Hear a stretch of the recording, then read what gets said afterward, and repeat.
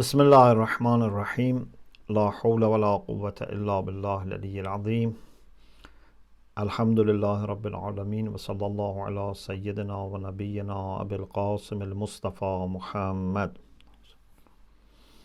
وآله الطيبين الطاهرين لا سيما بقية الله في الأرضين اللهم أخرجني من ظلمات الوهم وأكرمني بنور الفهم اللهم افتح علينا أبواب رحمتك وانشر علينا خزائن علومك برحمتك يا أرحم الراحمين.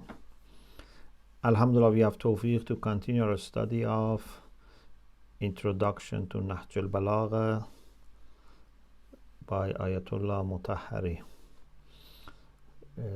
Tonight we start a new section which is very closely connected to the previous section. In the previous section we talked about zuhd, about ascetic life, about not being attached to dunya. In this section we talk about what does it mean to be after dunya, and in general what does dunya in Islamic spirituality mean. And he says we need to understand that Amir al-Mu'minin alayhi salam very much talks about this issue in both aspects, about zuhd, which means not to go after dunya, and about those people who go after dunya. So no maybe book like Nahj al-Balaghah has this much emphasis on this. So we need to understand why. He starts with a reference to what happened in early Islam. In the time of Prophet sallallahu alaihi wasallam, of course, Islam was very new. Muslims had lots of difficulties. There was poverty for the most part, lots of issues. And on the other hand, spirituality was very high. People were happy to sacrifice their own interests for the sake of others. يؤثرون على أنفسهم ولو كان بهم خصاصة. So on the one side there was poverty and nothing to fight over. On the other hand, they were very spiritual and very, for the most part, very much detached from any bit dunya attractions, and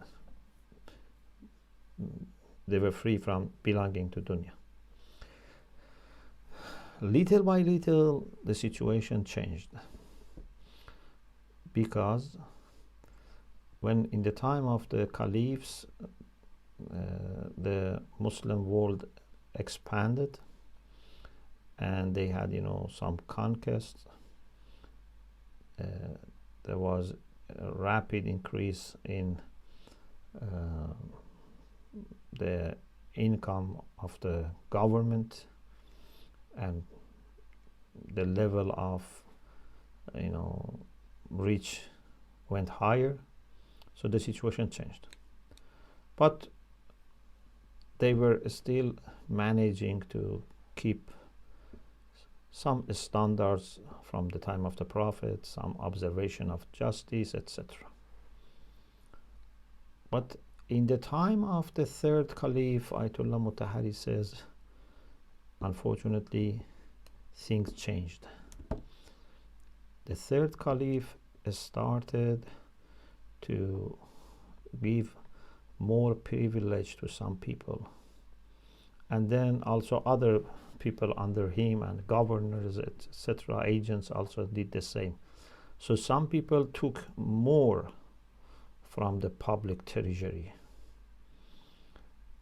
For the first time, the third Caliph made his house in Medina from expensive wood, stone, these kind of things. He made, gardens and springs of water in Medina for himself. And he's quoting all from Mas'udi. Mas'udi is a famous historian, in Muruj al-Zahab, he has mentioned many things. So Mas'udi says that when the third caliph died, the person who was looking after his money, he had left with him 150,000 dinar. 150,000 dinar. Dinar is golden coin. And 1 million dirham, silver coin. This was just cash. This is different from properties and assets that he had in Wadi al-Qura, in Hunain, that they said they are estimated to be 300,000 dinar in value. Lots of camels and horses. Zubayr ibn al-Awam, who was one of the companions, and initially he was very close to Amir al-Mu'minin, as you know, but unfortunately little by little, he got away. And then finally in the battle of Jamal, he stood against him, like Talha. Zubayr made a house in Basra that Mas'udi says, Mas'udi says in the year 332, when he was writing this, 332, still that house of Zubayr in Basra is there. And he says he made houses in Egypt, in Kufa, in Iskandariya, for example, in Egypt.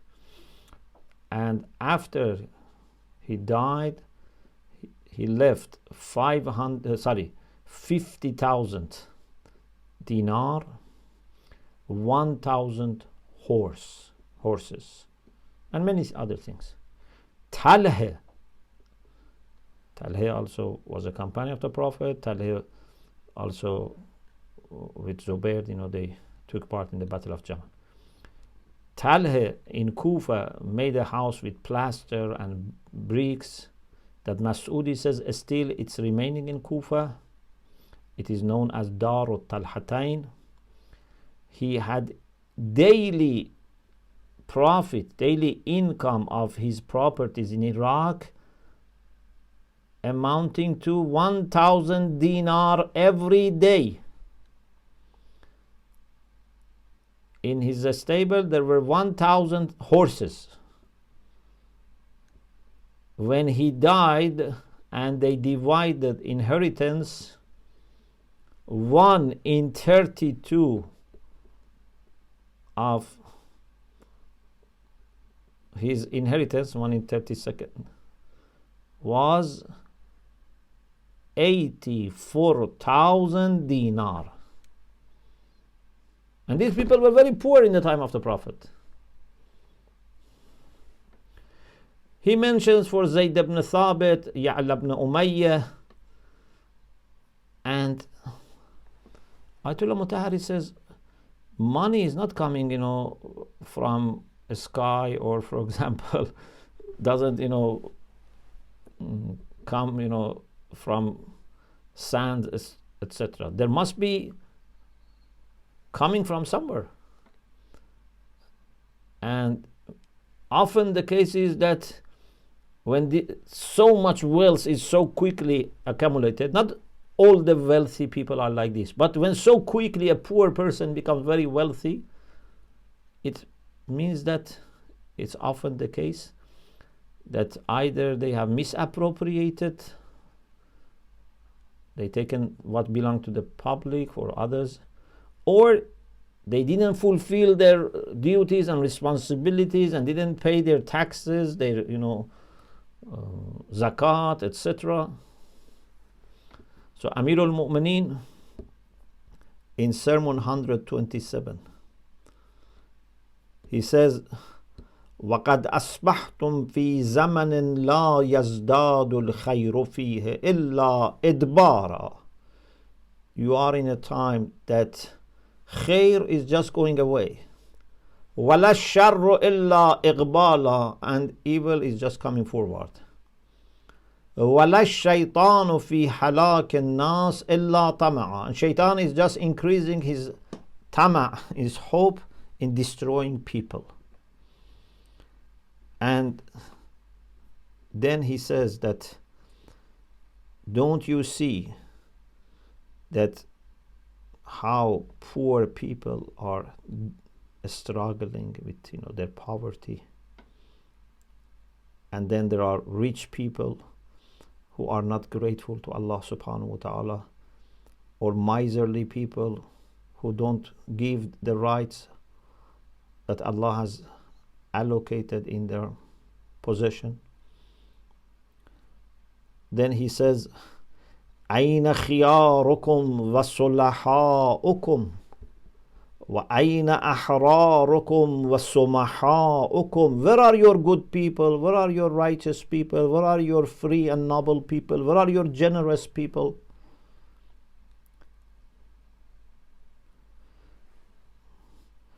أَيْنَ الْمُتَوَرِّعُونَ فِي مَكَاسِبِهِمْ. Who are those people who are muttaqi and pious in their business, in their trades? So it was a time that unfortunately dunya was showing attractions. Dunya was going towards people, opportunities for becoming rich and wealthy quickly without working hard were there for some people. Because of some history in Islam, because of some services they had offered before, they claimed some privileges, unfortunately. And Amir al-Mu'minin in Sermon 149 talks about a kind of drunkness of ni'mah, a kind of sukr because of ni'mah. Sometimes, when you have so much of blessings, then unfortunately you take them for granted and you become like drunk, a person who doesn't understand. You are overwhelmed. ثم إنكم معشر العرب أغراض بلايا قد اغتربت. He says, "O Arabs, you have become targets of calamities which are coming close. فاتقوا سكرات النعمة." Be careful with respect to the sakarat al-ni'mah. In Farsi we say masti. When someone is drunk, so they are drunk by blessings which are ni'mah, but they made it niqmah, unfortunately. وَاحْذَرُوا بَوَائِقَ النِّقْمَةِ. Be careful about beginnings of or coming of destructive niqmah, a kind of revenge that may come. In Sermon 185, again he says, ذاك حيث تسكرون من غير الشراب. You are getting drunk, but not from sharab. بل من النعمة والنعيم. But you are getting drunk because of blessings that you are receiving. So much of wealth, so much of comfort, so much of luxury has made you drunk. So Amirul Mu'minin was in a special situation, seeing that legacy of Rasulullah sallallahu alaihi wasallam for some people is no longer Quran, akhlaq, Islam, equity, justice, ihsan. For some people it's just a matter of power and money and competing in having more money more power, etc. And he was aware that this is a train that has to go till end of this world, but they are detouring this train. This is why Amir al-Mu'minin was so much talking about zuhd and not going after dunya.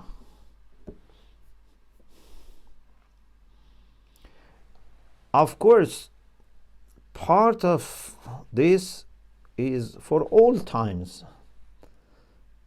Even, for example, if we are living in a difficult time, still this can happen. Even if you are in a country under war, still you see some people are after dunya.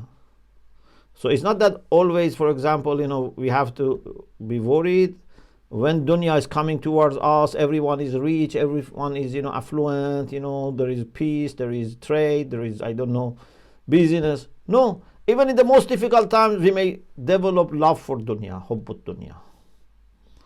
Actually, you see sometimes when there is a war, when there is a shortage, when there is a famine, some people become richer.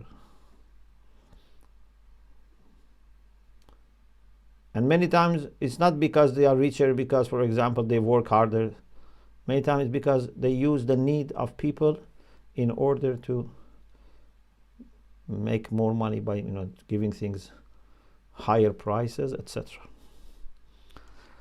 So Amir al-Mu'minin has two concerns, a general concern and also a specific concern for that time, because he, as a physician, as a tabib of ruh, he realized what was the illness, what was the cause of the problem. If Muawiyah was doing something, if people like Talha and Zubair were doing something, it's all because of dunya. In the end of the day, it's a matter of money or power or fame, etc. Then he has a general discussion about Islamic perspective, and he says we have to be clear that from Islamic perspective, we don't divide the creation into good and bad. Everything which is created is good. We are not against anything in the creation. We don't have, dualism in this sense, that we have goodness and badness. No, everything which is created by Allah is good, is beautiful, is nice. Number one. Number two is that we don't have also any issue with human genuine desires. So if you have desire for, food, for drink, for marriage, for etc., shelter, etc., these desires are not bad. So what is bad? What is bad is to be possessed by dunya, to let your desires go out of control and out of limit. This is the problem. Otherwise, we don't say, you have to kill these desires or, suppress these desires or, eradicate these desires. No. These are in humanity and they are important, and we need to have these desires so that we take care of our basic needs, our life can continue, and then we can also build upon that a spiritual life, ethical life.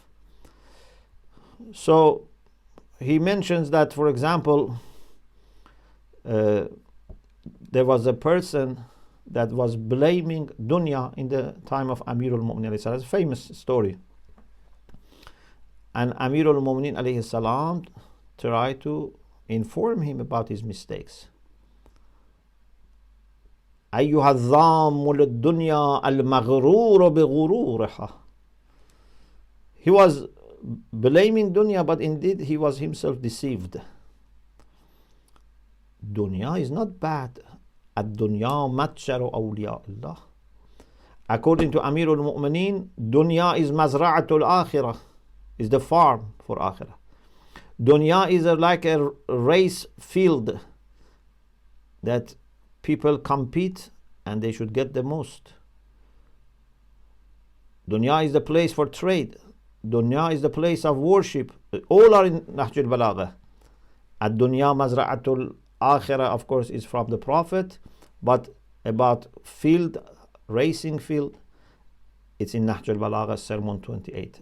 About being a place of tajara for awliyaullah, Why is saying 131? Masjidu Ahibba'illah again. Why saying 131? One of famous Persian poets is Attar. Attar Nayshaburi has made a poem, nice poem about this conversation between Amir al-Mu'minin and this person. He says, آن یکی در پیش شیر دادگر ذم دنیا کرد بسیاری مگر. Says one person next to that lion who was just, شیر دادگر, حیدر عادل, blamed dunya a lot.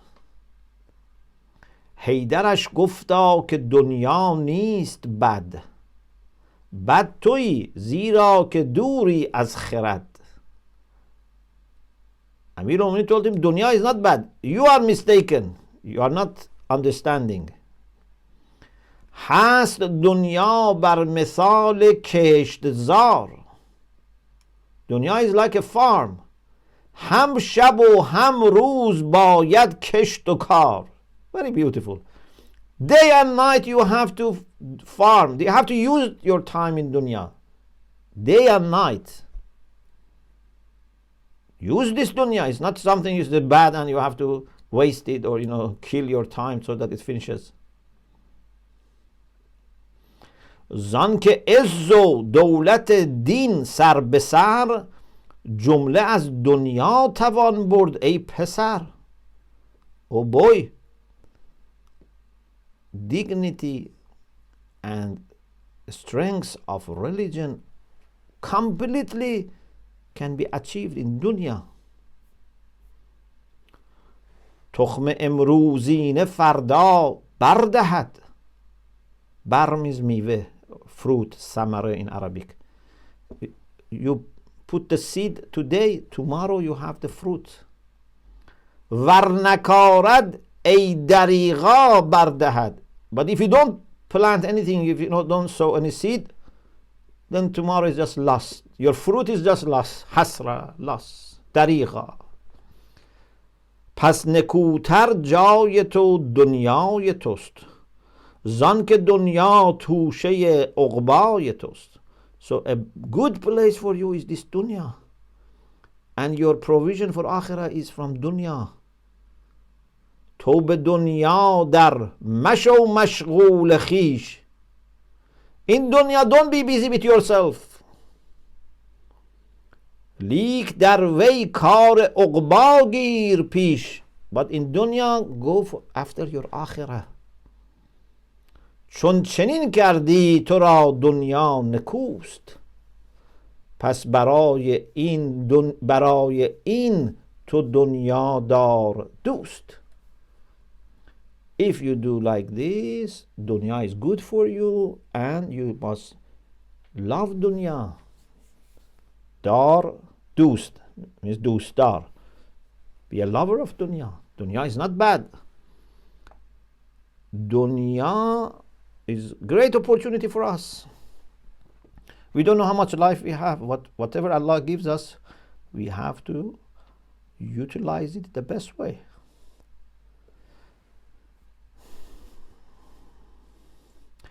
Nasir Khusro also has, beautiful poem that he called. Because Ayat al-Mutahhari was very famous with, literature, Arabic and Persian literature. He has a very good book about Hafiz. So also Nasir Khusro says these other people, have all these things that they explain the relation between us and this dunya is like a farmer or a tradesman or a worshipper in his place of worship, in his ma'bad, and we need to benefit from dunya. We don't need to get rid of our desires altogether. We don't need to fight our desires. Just we need to have a direction and put everything in order, organize ourselves and use everything in order to move forward. That is the whole point.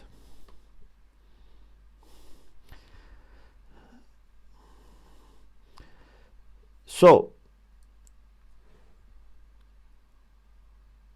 in Quran, in Nahj al-Balaghah, we find that human beings have tendency, have desire for perfection, for their ideals, and they want to reach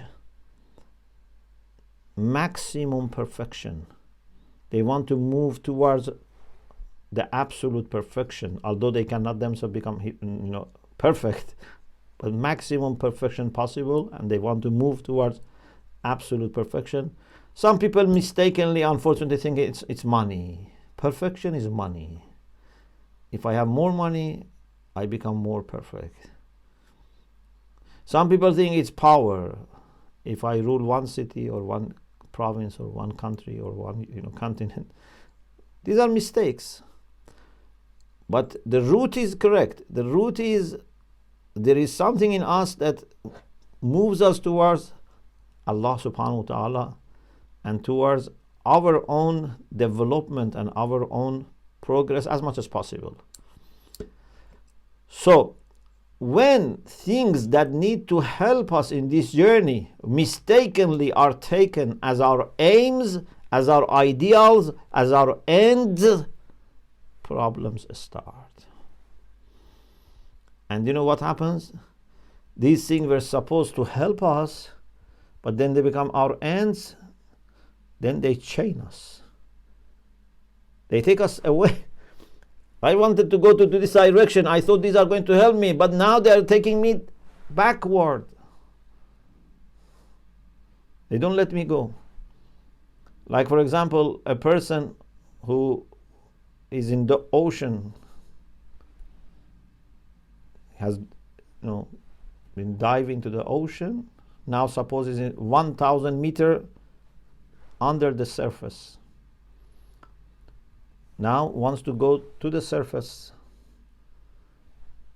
and finds that there are some equipment, something that are good. He thinks maybe they can help me to go to the surface. But by carrying them, he becomes heavier and heavier and cannot go to the top.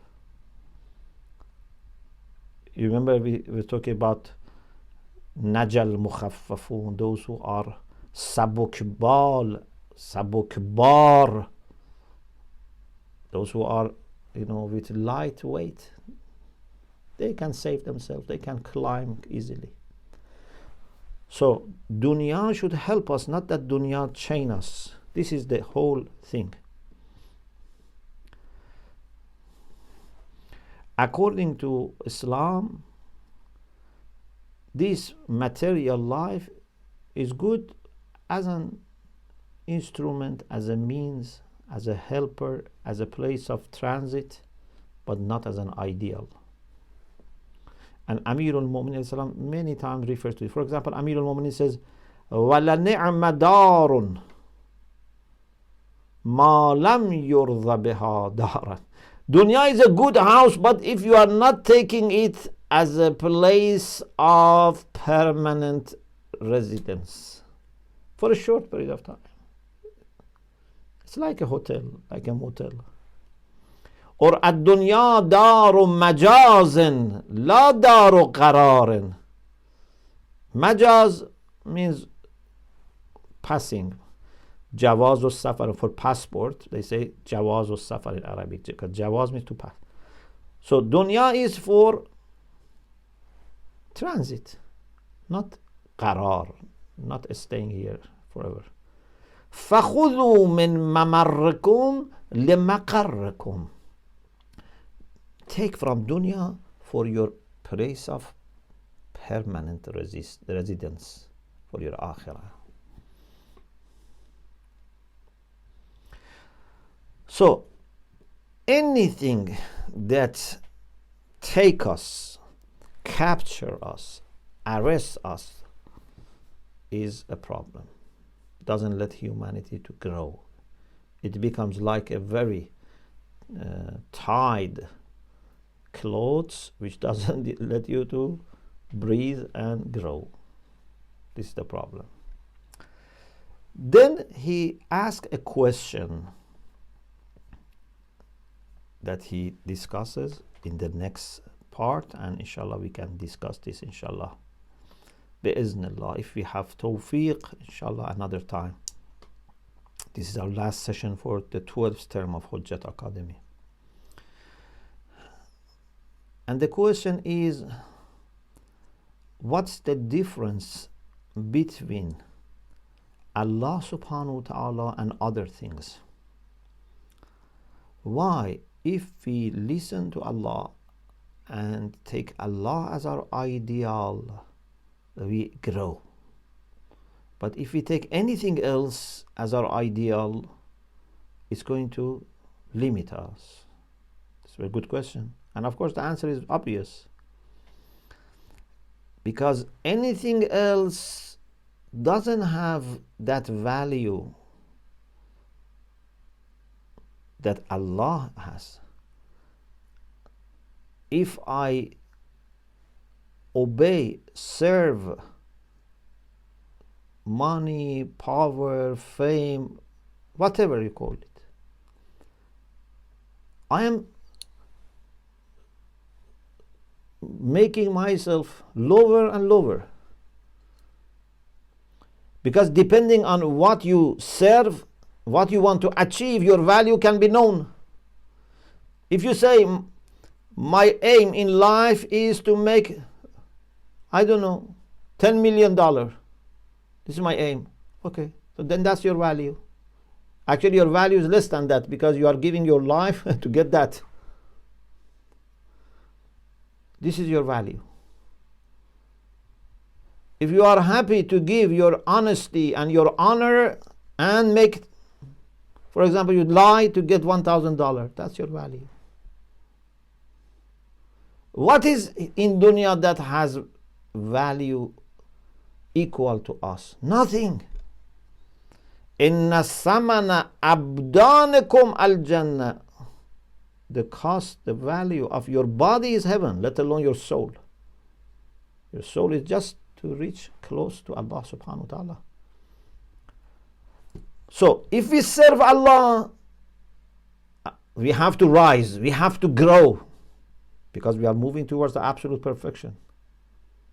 If we serve worldly things, not only we need to stay here, we need to go lower, because they are lower than us. They don't let us grow, they don't let us even remain as human. When a human being serves money, then he's no longer a full human being. Has to compromise about his human values. Inshallah, this can be discussed bi'iznillah in the next session. We pray to Allah subhanahu wa ta'ala to help us benefit from all the blessings and opportunities that we have in this life for the spiritual growth of ourselves, for our journey towards Him, as provision for our akhirah, and to help each other in this process, inshallah. Alhamdulillah Rabbil Alameen.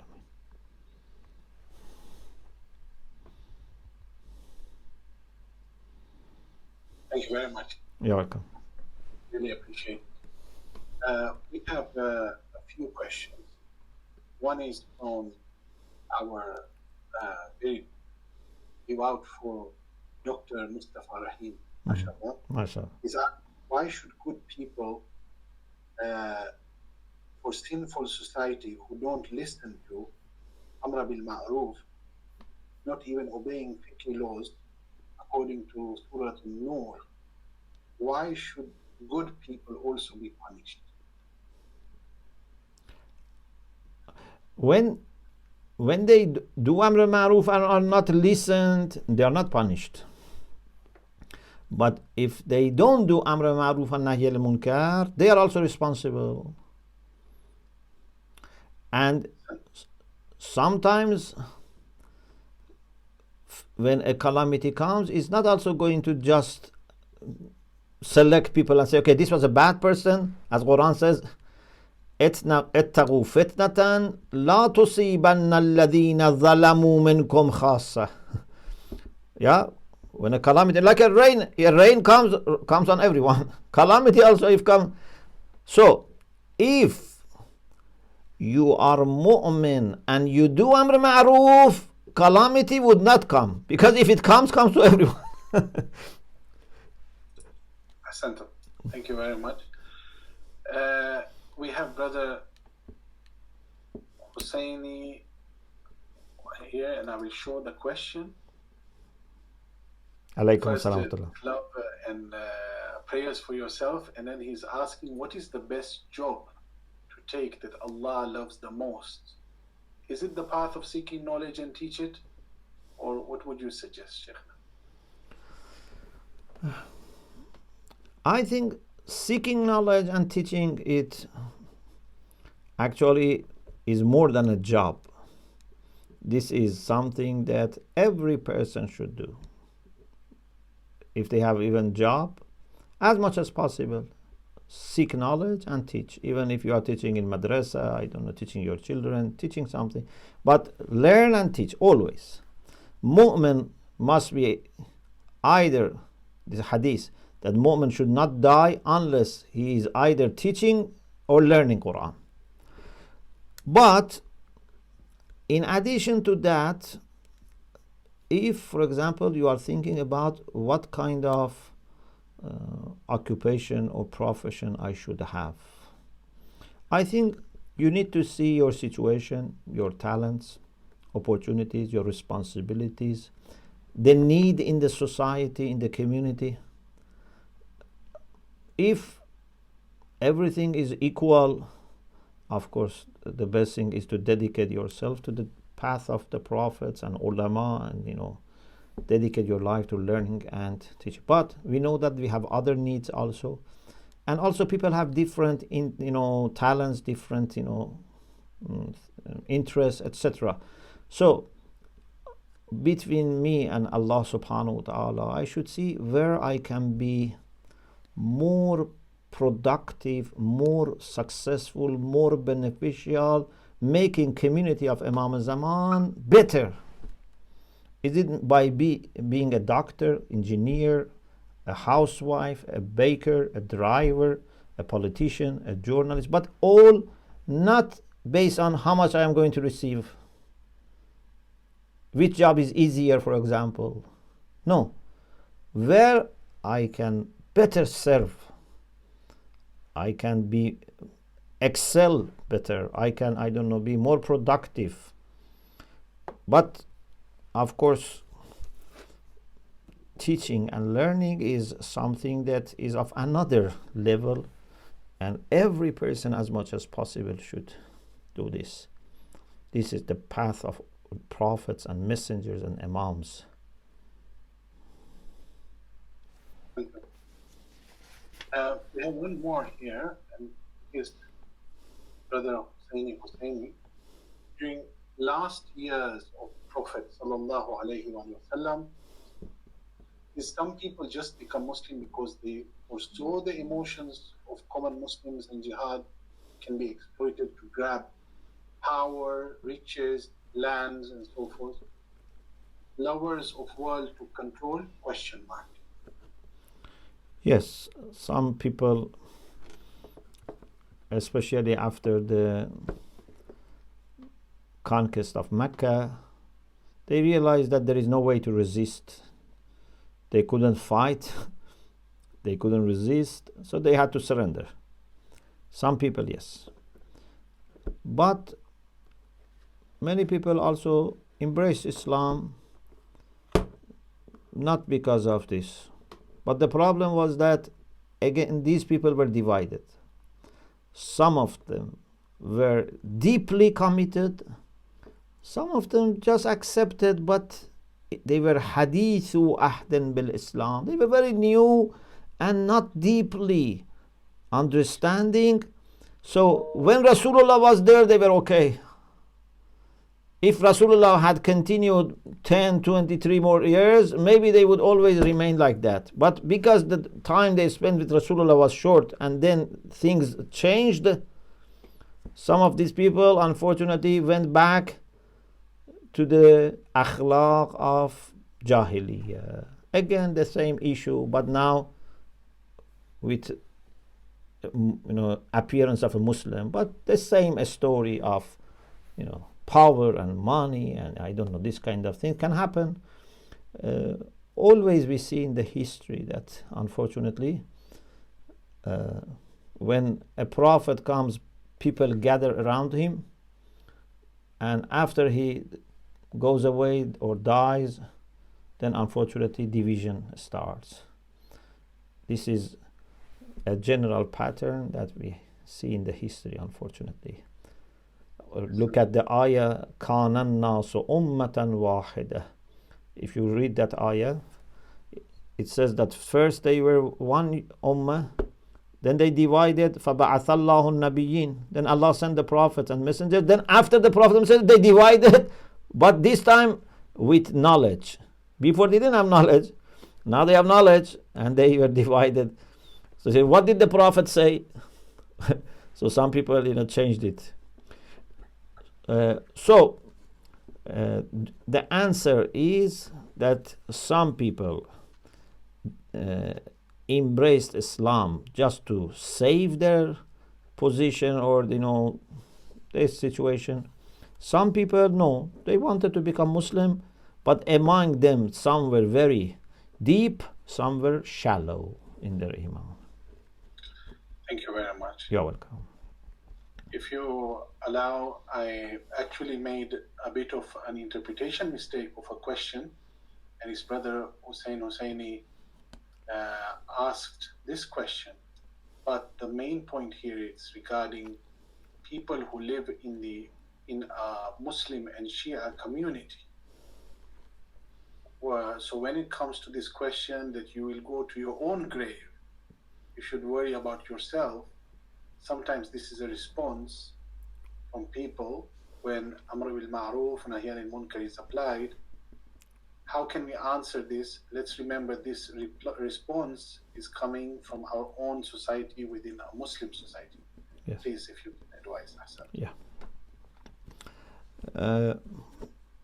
Actually, this is a very important question. In the book Self-Knowledge, I have mentioned that Allah says in the Quran, Ya ayyuhalladhina amanu alaykum anfusakum la yadhurrukum man dhalla idha ihtadaytum.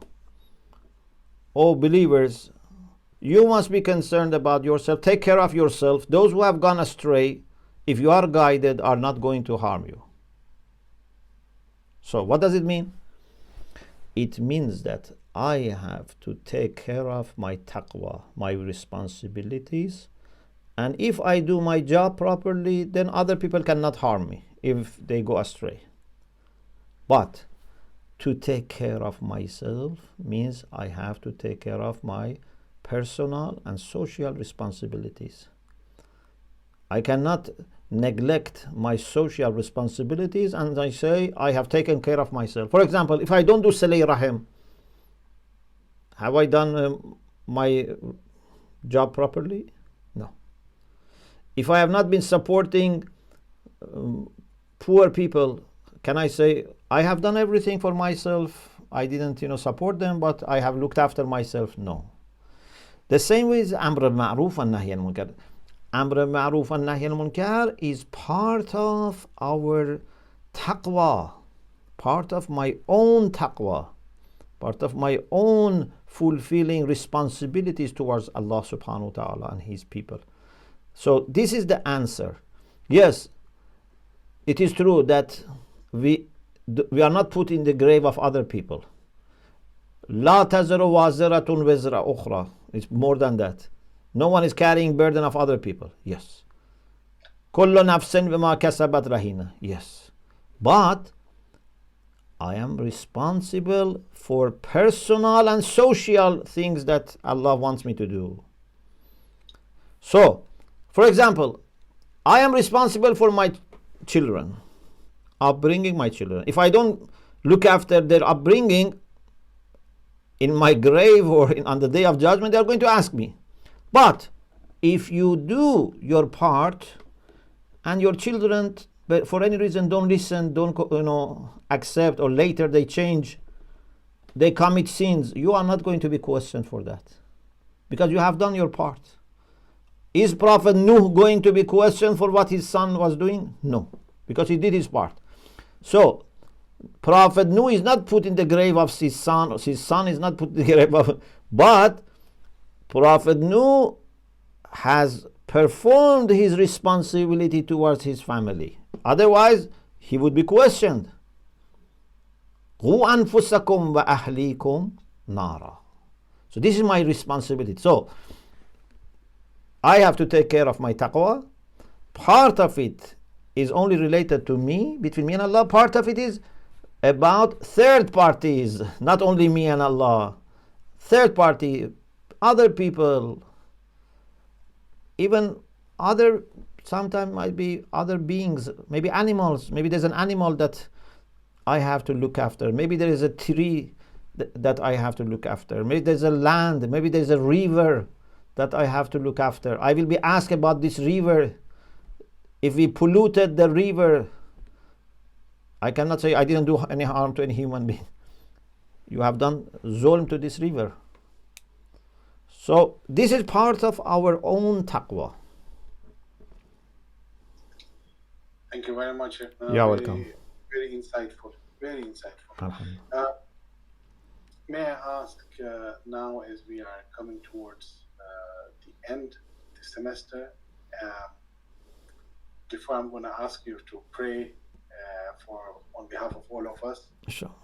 I'd like to just say on behalf of the whole Hujjat Academy family, which usually meets up in Stanmore, in Hujjat, but during these unprecedented times, we open the virtual doors and we see many people around the globe.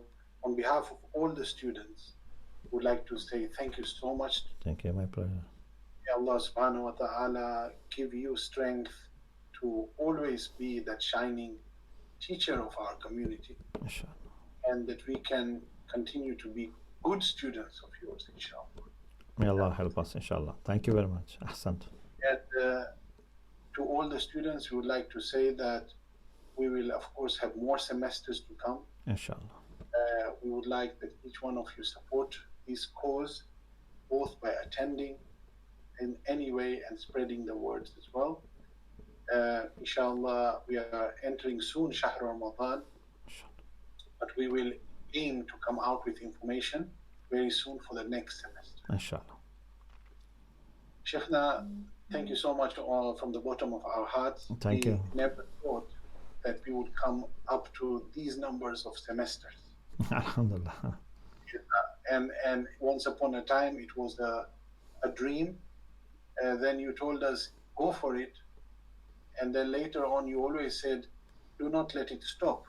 Always continue. So prayers, we will endeavor towards that, inshallah. Alhamdulillah. Last final request, if you can lead us in prayers. Bismillah. Inshallah. So we make in this 12th term of Hujjat Academy, Dua of Faraj. It's, I think, everything is indicating Imam of our time. Bismillah ar-Rahman ar-Rahim. Allahumma salli ala Muhammadin wa ala Muhammad. اللهم كل وليك الحجة ابن الحسن صلواتك عليه وعلى آبائه في هذه الساعة وفي كل ساعة وليا وحافظا وقائدا وناصرا ودليلا وعينا حتى تسكنه أرضك طوعا وتمتعه فيها طويلا وامن علينا برضاه وهب لنا رأفته ورحمته ودعاءه وخيره. O Allah, please send the best of your salutations to Muhammad and Al Muhammad, and we request you to send your special salam and salawat and tahiyyat to Imam of our time, and make his heart happy with us, and make us among people, include us among people who are actively and wisely waiting for him and preparing for his coming.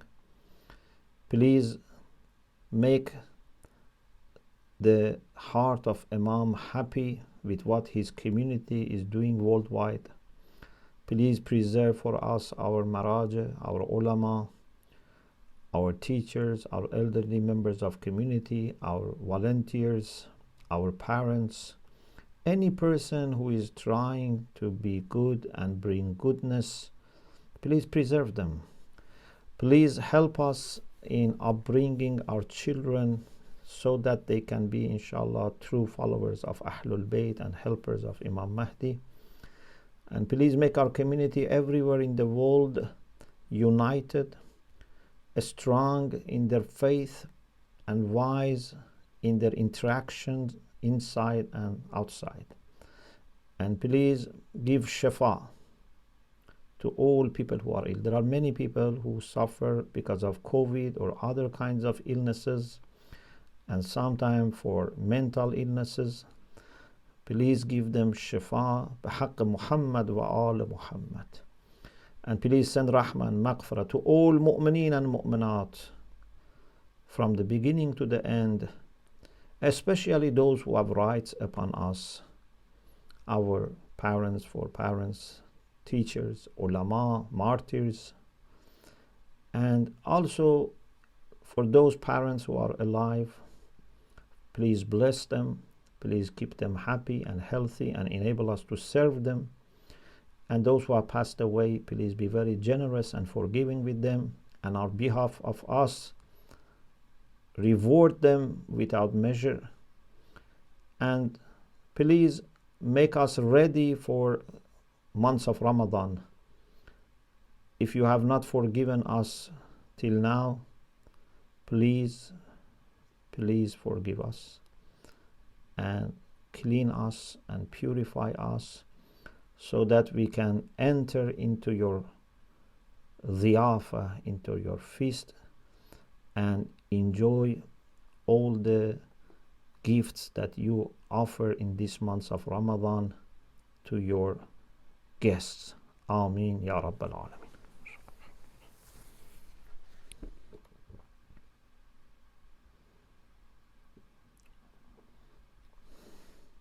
التماست.